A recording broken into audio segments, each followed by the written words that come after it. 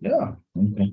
We're working on a project to model the impact of weather data on Yelp business reviews. Uh, Thank you for joining us. This project is my teammates are myself, Chaitanya, Babu, Vijay Prakash, and Hari Shankar. At the outset, we'll go over the outline of our presentation today. We'll talk a little bit about the background of our project and why we thought this project is a project that has some significance. We'll then talk about the specific objectives that we seek to accomplish through this project, uh, and our initial review of the Yelp API and the weather API datasets. We also looked at several Yelp machine learning projects on Kaggle. We also looked at some weather related projects on Kaggle. So this gave us an idea of what has been done before.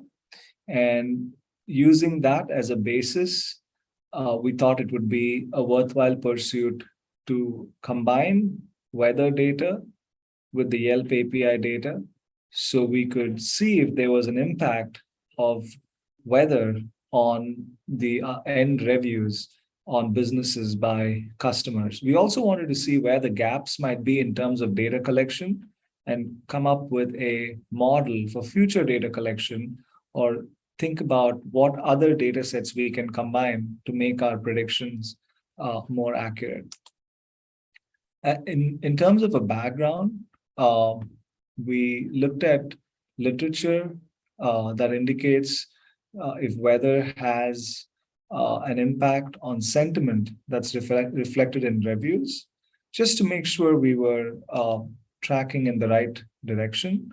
And we found a couple of publications to this effect that did suggest that the weather does have an impact on data. Specifically, this particular publication, which suggested that the offline context affects online reviews and the post effect consumption of weather. So there's literature there to suggest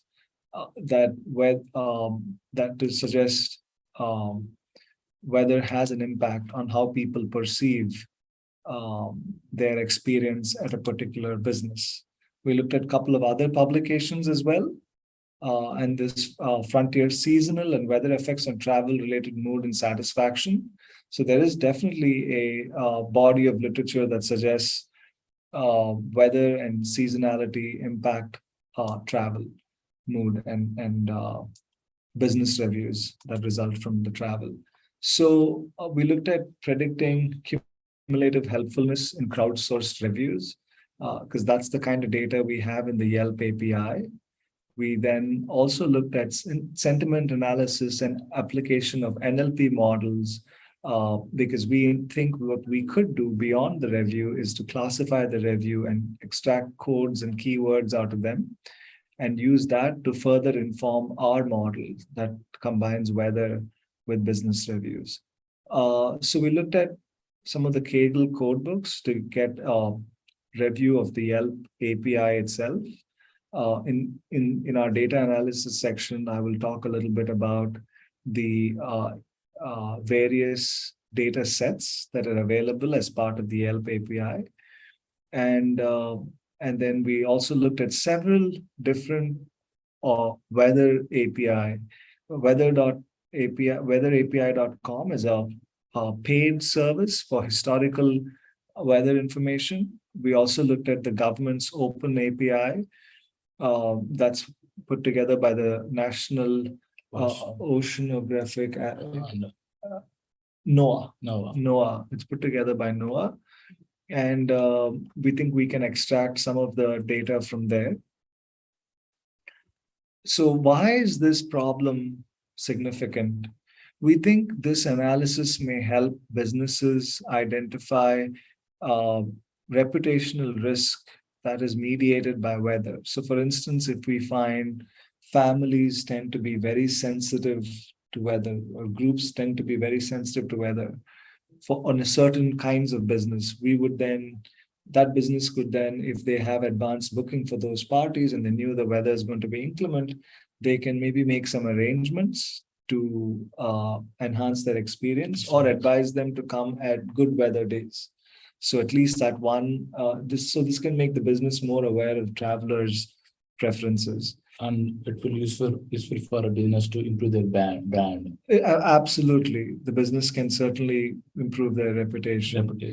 And the restaurants, so we all know our food choices are impacted sometimes by weather. Yeah. So you could have like special foods based on weather.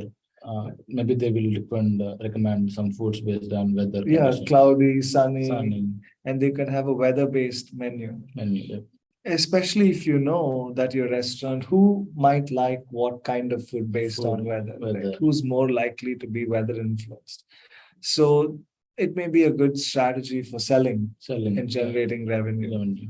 Then we also think this analysis can show missing data that might be improved, that might be important to match users to the business. Yeah.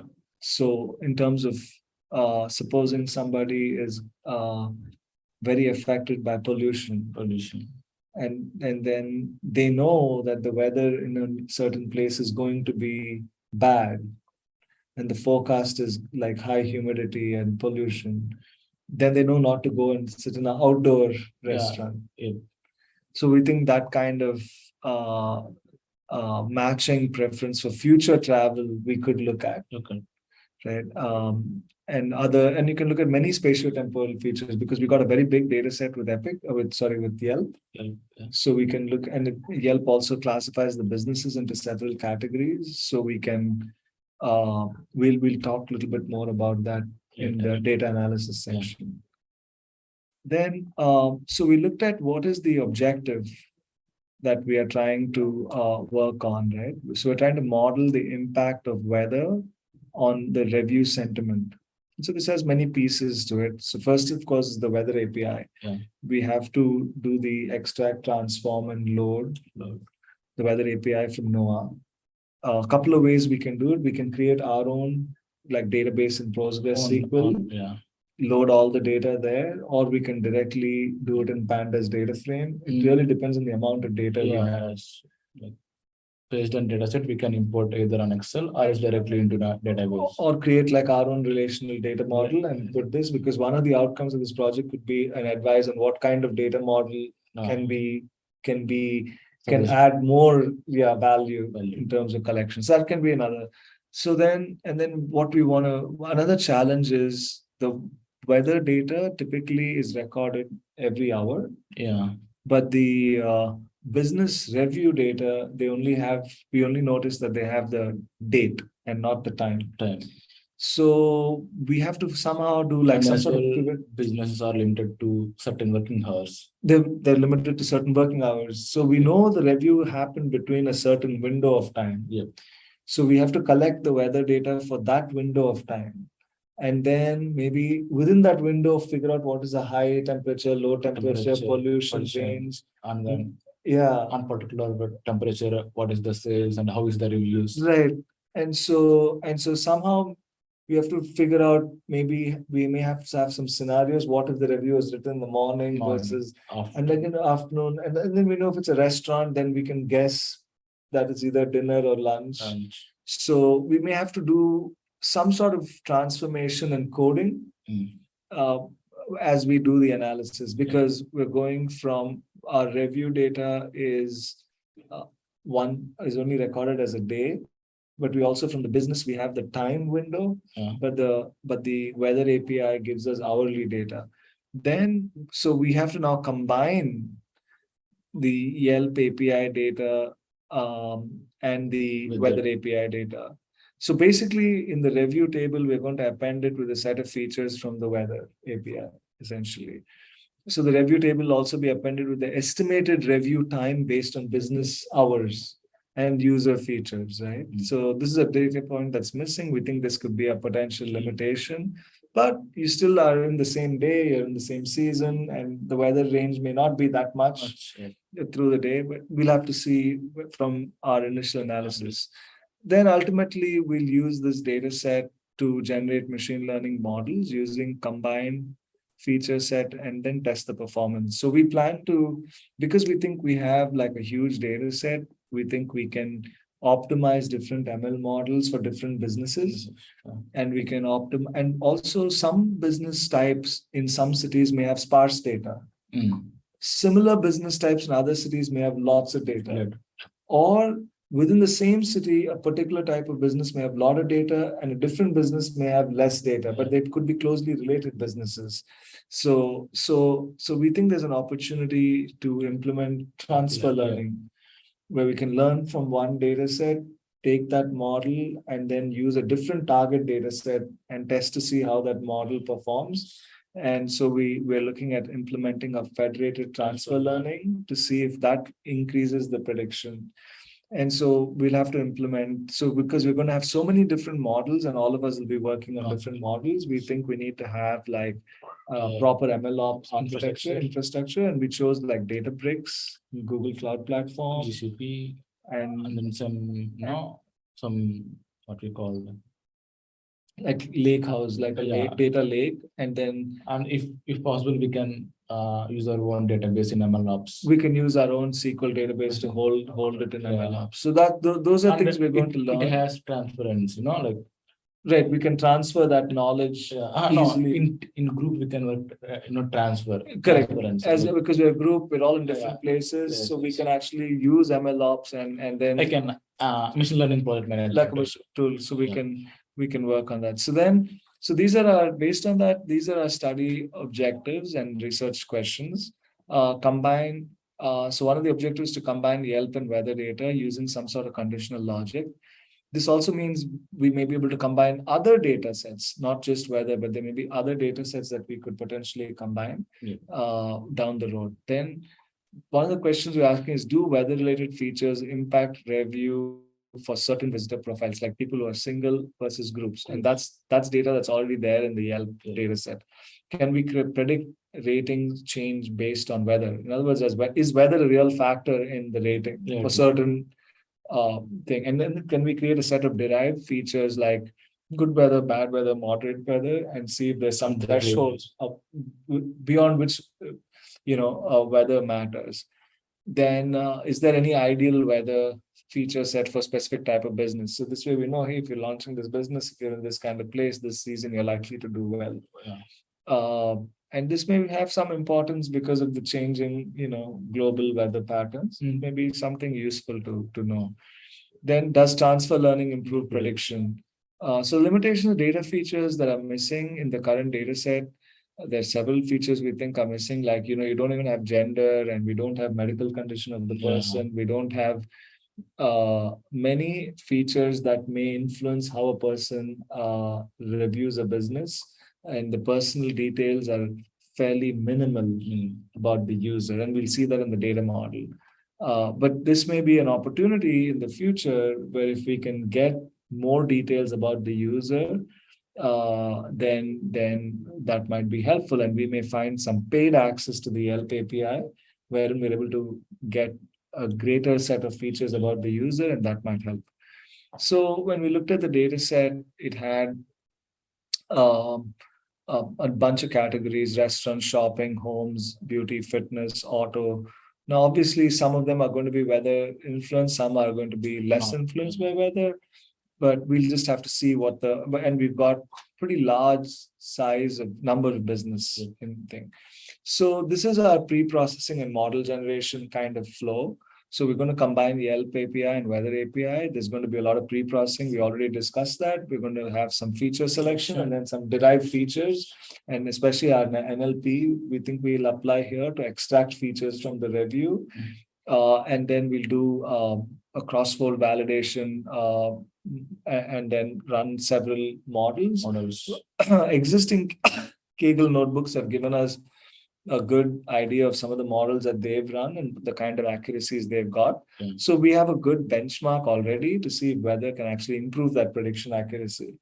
And that's how we'll be sort of evaluating ourselves. And then the model itself that we've done with the weather. We can look at the different machine learning models we use. We'll compare like RMSE, R square, and then area under curve for some of the regression type models.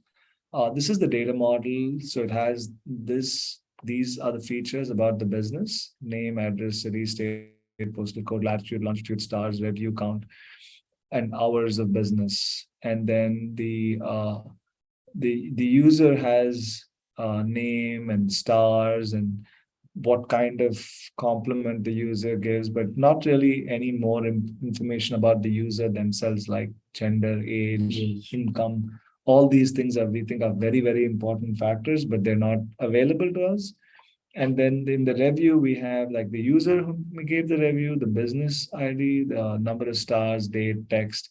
Is the review, did other people find the review very useful? That I think is an important criteria. And then in the weather, we have a number of features in the weather. If the weather was windy, the hot, temperature, air quality. So we think if from a significance perspective, the richness of the weather API might point out to the sparsity of data in the Yelp in terms of number of features, and it may make a case for expanding the feature set about the user and the business, so that way the weather can really start to impacting businesses. Yeah, we can. So then finally, once we do this, we try to learn from large data, extract knowledge from large data clusters and groups, and apply that knowledge model to improve predictions in sparse data clusters. Transfer learning can utilize knowledge from closely related training data sets and test it and apply it to a different target data set. So this is going to be a lot of learning for us in this project, where we're going to learn some advanced machine learning concepts. How we are going to implement those things. Yeah, so it's going to be quite challenging, but then we've gone through some of the tutorials and everything, and we've looked at Databricks, and this slide here below shows the technology platform for implementation of federated transfer learning. It starts with an open data lake house where we put all the data in there, and then you have the data versioning, then data ingestion, feature store. Then you can actually start doing something called AutoML, where you can run these models automatically through some automated scripts, and then we'll test the models against each other and then build. So this is going to be, we think, a fair bit of new learning for us. So thank you very much. This is the overview of our project, and we'll keep you informed as we make